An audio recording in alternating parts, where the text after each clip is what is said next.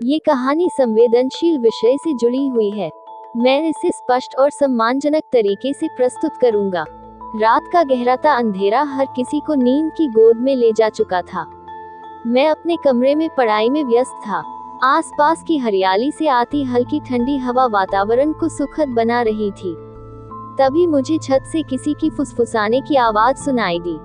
जिज्ञासा और चिंता से भरे मन से मैंने धीरे धीरे उस आवाज की दिशा में कदम बढ़ाए। जैसे ही मैंने छत पर कदम रखा, मैंने देखा कि मेरी बहन पड़ोस के लड़के के साथ बातचीत कर रही थी। ये देखकर मैं चौंक गया। मुझे समझ नहीं आया कि इस स्थिति को कैसे संभाला जाए। मैंने शांत रहते हुए उन्हें टोका और मेरी उपस्थिति से दोनों हड़बड़ा गए। बिना किसी बहस या चिल्लाहट के मैंने अपनी बहन को अपने कमरे में ले जाने का निर्णय लिया। मेरा उद्देश्य स्थिति को समझना और सही दिशा में कदम उठाना था। कमरे में पहुंचकर मैंने बहन से शांत और संयमित स्वर में पूछा, यह क्या हो रहा था? क्या तुम्हें इसका एहसास है कि आधी रात को किसी के साथ मिलना क्या परिणाम ला सकता है? बहन ने धीमे स्वर में अपनी बात रखी। उसने बताया कि वह लड़का उसका अच्छा मित्र है और दोनों एक दूसरे को समझने की कोशिश कर रहे थे। उसका मानना था कि इसमें कुछ गलत नहीं है, लेकिन वह शायद समझ नहीं पाई थी कि उसके इस कदम से परिवार पर क्या असर हो सकता है। मैंने बहन को समझाया कि किसी भी कदम को उठाने से पहले परिवार, समाज और खुद की सुरक्षा के बारे में सोचना बेहद जरूरी है।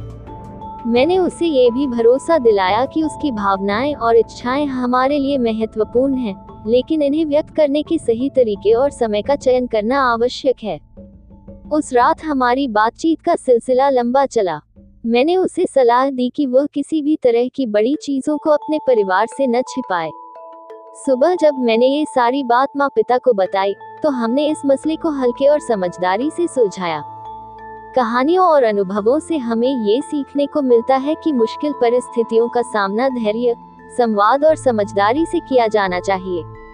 परिवार एक ऐसा स्थान है जहां हर समस्या का समाधान मिल सकता है, बशर्ते बातचीत ईमानदार और सम्मानजनक हो। ये कहानी गहरे मानवीय भावनाओं और रिश्तों के उलझाव को प्रस्तुत करती है।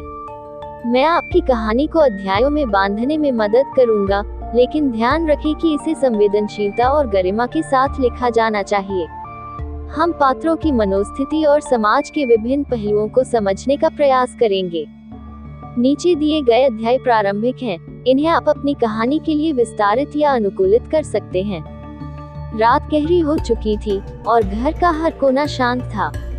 जैसे ही घड़ी ने 12 बजाए, मेरे कान में एक धीमी आवाज आई। इस पर मैं जिज्ञासावश बाहर गया। तभी मैंने अपनी बहन को पड़ोस के लड़के के साथ देखा। ये नज़ारा मेरे लिए अप्रत्याशित और चौंकाने वाला था।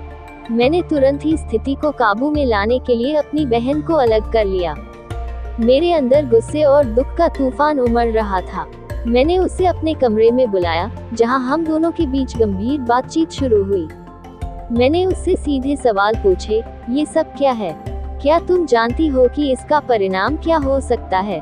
मेरी बहन पहले तो चुप रही, लेकिन कुछ देर बाद उसने आंसुओं के साथ अपनी भावनाएं और घटनाओं का सिलसिला बयान करना शुरू किया। उसने बताया कि वह उस लड़के के साथ दोस्ती को लेकर कितना सहज और खुश थी।